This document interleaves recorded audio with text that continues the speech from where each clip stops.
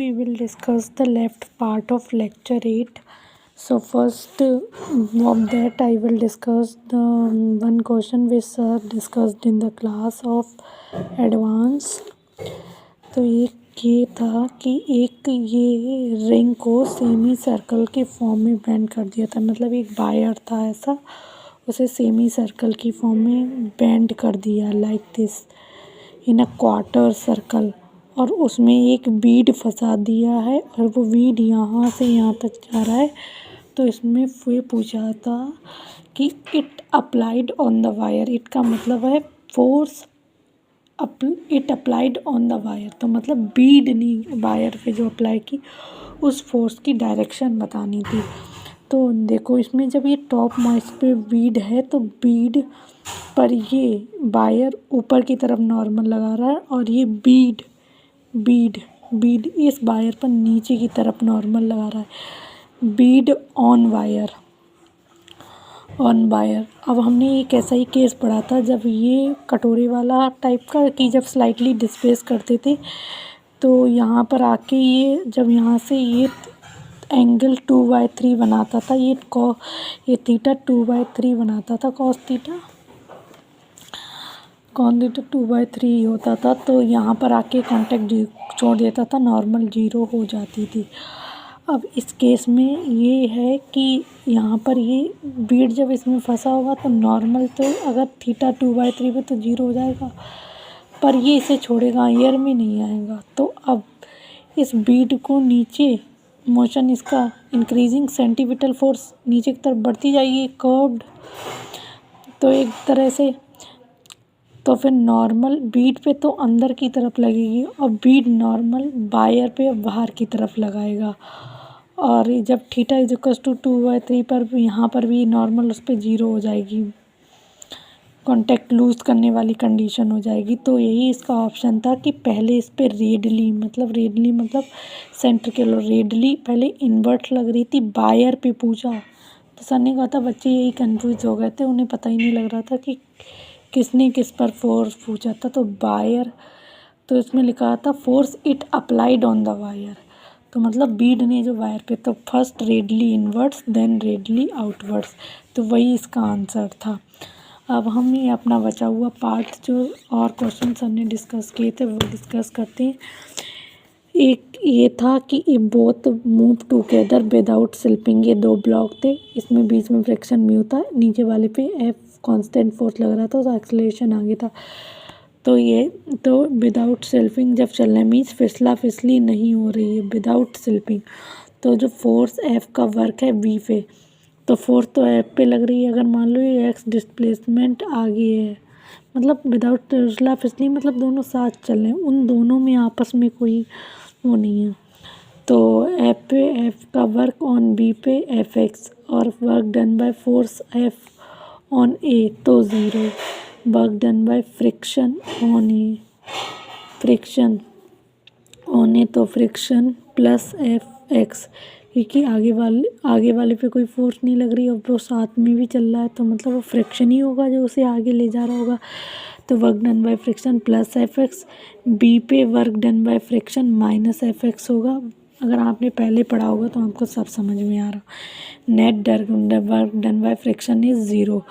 तो सर ने ऐसे भी पॉइंट भी लिखवाया था कि work done bye static friction can be positive, negative और 0, but net work done bye static friction will always be 0।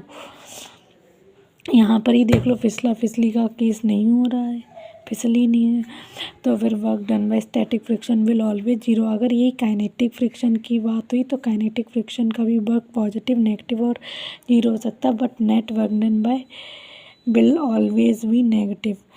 फिर सर ये ने दूसरा क्वेश्चन डिस्कस किया, पार्टिकल जो है moving on a circular path on a rough horizontal surface mu find the work done in complete revolution. ये particle कोई तो इसमें कंप्लीट रेवोल्यूशन में इसका वर्क डन बताओ।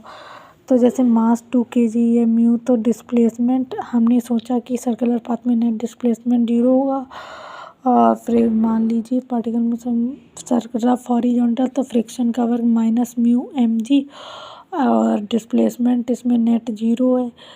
तो हमने इसे 0 मान दिया था, निकाल दिया था क्लास के दौरान। Minus mu M G friction का work done 0 because of net displacement 0। पर ये गलत है। ये गलत इसलिए है क्योंकि फ्रिक्शन का वर्क यहाँ कांस्टेंट नहीं है। फ्रिक्शन का मैग्नीट्यूड कांस्टेंट है, बट उसकी डायरेक्शन तो लगातार चेंज हो रही है। इस पॉइंट पे ऐसे, इस पॉइंट पे ऐसे, इस पॉइंट पे आगे की तरफ तो फ्रिक्शन पीछे, इस पे आगे की तरफ तो फ्रिक्शन पीछे। तो ये केस तो तब था फोर्स इंटू डिस्प्लेसमेंट 0, जब ये तब होता जब फोर्स कांस्टेंट होता। बट यहाँ पर फ्रिक्शन का फोर्स कांस्टेंट नहीं है, बट उस फोर्स का मैग्नीट्यूड कांस्टेंट है। Work done by friction work done by force F. अगर फोर्स एफ कांस्टेंट है, F D cos theta is equals to 0, work done is equals to F dot D. Friction का work done mu M G constant magnitude है, but direction not constant है। तो फिर उसकी regarding एक case बताया था कि सर ने कि अगर जब वर्क बाय फोर्स एफ जो कांस्टेंट मैग्नीट्यूड, मतलब कोई ऐसी फोर्स हो जिसका मैग्नीट्यूड कांस्टेंट हो, बट उसका डायरेक्शन हमेशा या तो टेंजेंट वाला हो, मतलब या तो डायरेक्शन में, यानी या तो 0 डिग्री एंगल हो या तो 1 डिग्री। कोई भी फोर्स कांस्टेंट मैग्नीट्यूड का हो, हमेशा टेंजेंट के अलोंग लगता हो, तो उसका वर्क डन वो constant force into path length से आ जाएगा। तो ये सर ने फिर केस बताया था कि अगर ये ऐसे पाथ लेंथ था, ये हमेशा टेंजेंट के अलोंग लग रहा, तो work done bye F S cos, इसमें से तो सब में 0 डिग्री एंगल था मोशन के अलोंग ही, सब वो फोर्स कॉस 0 और कॉस 0। यहाँ पर भी work done F D displacement D into S 3 into cos 0, तो D W is equals to F dot D S. तो नेट फोर्स का work done F into D S 1 D S 2 D S 3 work done by net force net work done is equals to F into path length.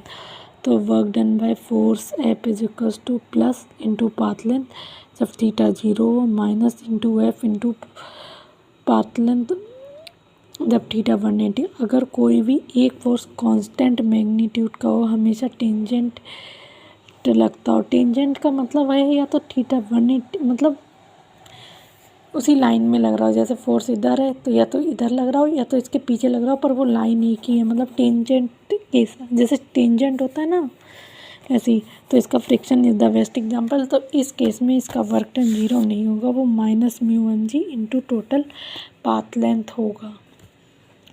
फिर एक question sir ने ये दिया था कि minimum value of A so that the particle, कि particle A पे पहुंच जाए और इस पर एक्सेलरेशन इसका पीछे की तरफ है। तो इनिशियली यू आई 0, तो ग्रेविटी का वर्क डन, देखो ये पार्टिकल यहाँ से यहाँ तक पहुँचना है, यहाँ से यहाँ तक। अब मैंने बताया था कि ग्रेविटी का वर्क डन नेगेटिव तब होगा जब कोई भी पार्टिकल नीचे से ऊपर h हाइट डिस्प्लेस करे, चाहे कैसे भी। तो work done by gravity minus m g h, normal का 0, pseudo force. If accelerated frame में बैठे पीछे जा रही है तो हमें किराया देना पड़ेगा, तो मास इंटू एक्सेलरेशन आगे। हमें बताया एक्स में कितना डिस्प्लेस हुआ, यहाँ पर था तो आर ही तो डिस्प्लेस हुआ, तो एम ए इंटू आर। और यहाँ से यहाँ तक पहुँचाना है, जस्ट पहुँचाना है, तो वी फाइनल 0 इनिशियली तो रेस्ट पे ही है। इट मीन्स यहाँ से ए बराबर जी आ जाएगा। अगर आप work energy theorem accelerated frame पे लगा रहे हो तो आपको सूडो वर्क फोर्स का वर्क डन लेना पड़ेगा। It means work energy theorem किसी भी फ्रेम में लगा सकते हैं। बस ये नॉर्मल क्वेश्चन था जो वर्क एनर्जी थ्योरम से बहुत ईजिली हो गया। अब ये हमारा लेक्चर 9 है और ये हम अपनी नेक्स्ट वीडियो में करेंगे। लेक्चर 8 का सब कुछ कंप्लीट हो गया बिल्कुल डिटेल में। मैंने 2 से 3 पार्ट में तो ज़रूर कराइए, एक 15 to 16 मिनट और एक 7 to 8 मिनट्स की थी, जिसमें मैंने कुछ थोड़ा पार्ट डिस्कस किया था। मे बी एक और थी जिसमें मैंने बस एक क्वेश्चन डिस्कस किया था, और ये लास्ट है, ये 9 to 10 मिनट्स की है। थैंक्स।